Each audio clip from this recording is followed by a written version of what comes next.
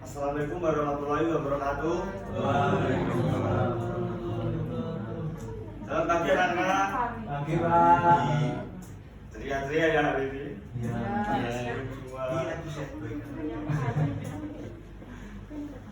Siapa hari ini yang nggak masuk? Oh, biaranya masuk semua.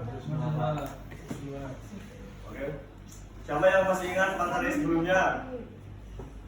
Nah, lupa ya, apa? Yang penting materi sekarang saja.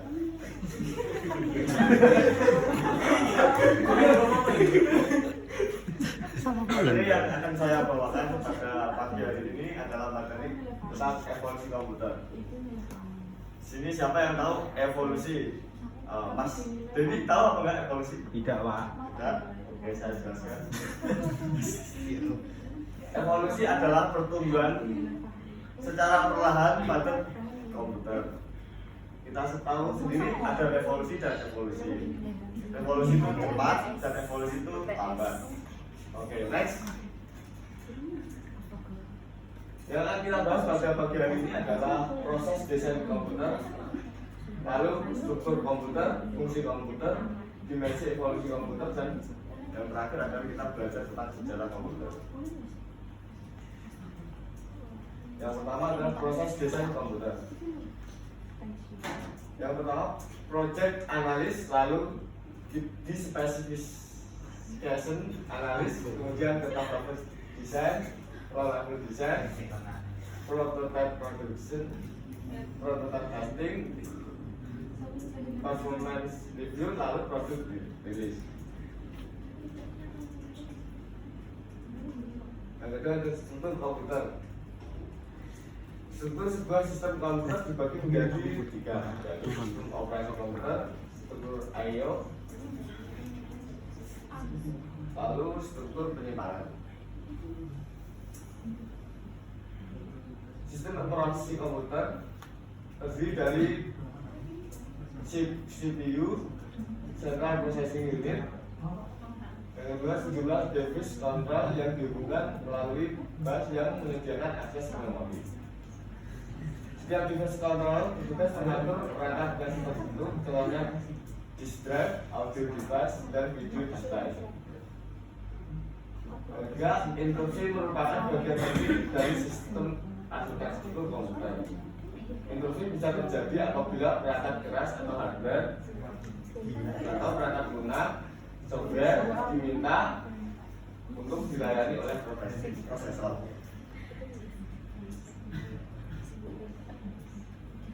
Lalu ada struktur penyimpanan. Program komputer harus berada di memori utama, yaitu RAM.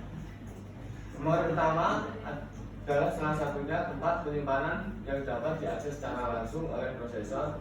Idealnya, program dan data secara keseluruhan dapat disimpan di dalam memori utama secara permanen. Untuk ukuran memori sendiri relatif kecil dan digunakan untuk menyimpan data secara keseluruhan. Yang kedua ada memori utama, bersifat volatil, tidak bisa menyimpan secara permanen. Apabila komputer dimatikan, maka data yang tersimpan di memori utama akan hilang. Lalu ada fungsi komputer. Fungsi komputer ada beberapa, yaitu pengolahan data atau data processing, penyimpanan data atau data store, pemindahan data atau data movement, kendali atau kontrol. Next.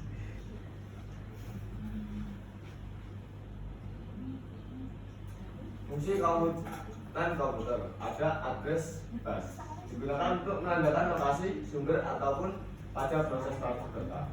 Pada jalur ini, CPU akan mengirimkan alamat memori yang akan ditulis atau dibaca. Yang kedua ada control bus. Control bus digunakan untuk mengontrol penggunaan serta akses ke data bus dan address bus. Yang ketiga ada output bus atau alat keluaran yang sudah berfungsi untuk menampilkan keluaran sebagai hasil pengolahan data. Yang keempat ada I/O port, bagian merupakan digunakan menerima ataupun mengirim data ke luar sistem. Yang kelima ada input device atau alat masukan. Yang keenam ada memori.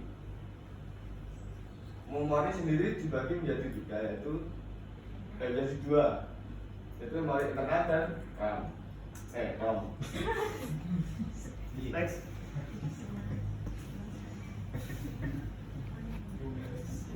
CPU, Central Processing Unit. CPU merupakan otak sistem komputer dan memiliki dua bagian fungsi operasional, yaitu Arithmetical Logical Unit sebagai pusat pengolah data dan CPU Control Unit sebagai pengontrol kerja komputer. Yang selanjutnya ada dimensi evolusi komputer. Dimensi evolusi komputer ada 5. Yang pertama, performa, kapasitas, biaya, kenyamanan, dan keandalan. Next. Nah, yang terakhir adalah sejarah komputer. Di generasi pertama pada tahun 1941. Ya, next.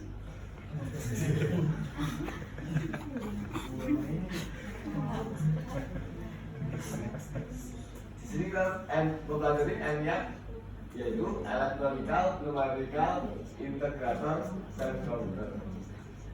ENIAC didesain dan dibangun oleh John McVie dan John Preston Egbert di Universitas Pennsylvania. Spesifikasi memanfaatkan bilangan desimal, bukan bilangan biner. Beratnya itu 30 ton dengan volume 1.500 kaki yang berisi 18.000 vakum itu, dan memiliki daya listrik yang diperlukan dalam aktivitas komputer tersebut adalah 140 kW dengan kecepatan operasi 5.000 per detik dan 20 akumulator mampu menampung 10 digit bilangan desimal. Masih digunakan sangat manual. Pada generasi kedua pada tahun 1948 menggunakan transistor IBM 1401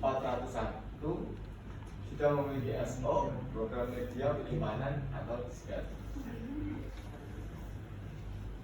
Memiliki software host, programmer, analis dengan memanfaatkan pada skala industri. Selanjutnya adalah komputer generasi ketiga pada tahun 1958. Penggunaan AIX atau Integrated Circuit dengan mengombinasikan 3 komponen elektronikal dalam sebuah piringan silikon kecil yang terbuat dari pasir kuarsa. Dan di sini sudah adanya chip. Next.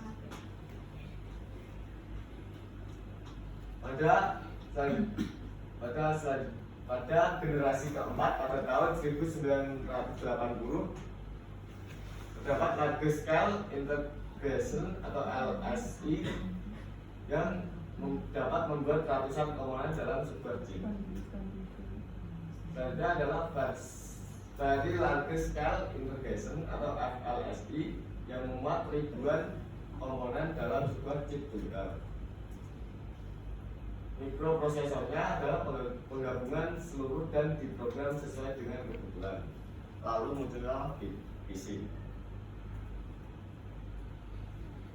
Yang terakhir adalah komputer generasi kelima pada tahun 1980-an. Di sini sudah tidak berorientasi pada kecepatan atau ukuran fisik, namun lebih menonjolkan ke performa. Dan di pattern recognition, kemampuan untuk mengenal atau mengetahui persamaan dan perbedaan pola, tren, keteraturan data serta suatu hal yang nantinya bisa digunakan untuk membuat prediksi dan penyajian data. Di komputer ini juga terdapat bioinformatika atau informatika ilmu komputer yang digunakan untuk mengolah data biologi large scale.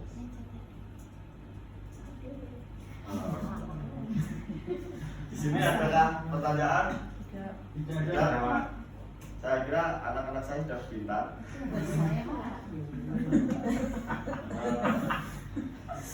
Untuk tugas-tugasnya akan saya kirim nanti di grup WA. Dan apakah setelah ini ada pelajaran lain, mata kuliah lain? Banyak. Oh ya udah, nggak usah lama-lama ya. Waktunya masih 1 jam lebih. Dan untuk mempersiapkan mata kuliah selanjutnya ya. Sekian dari pertemuan saya kali ini. Wassalamualaikum warahmatullahi wabarakatuh. Waalaikumsalam.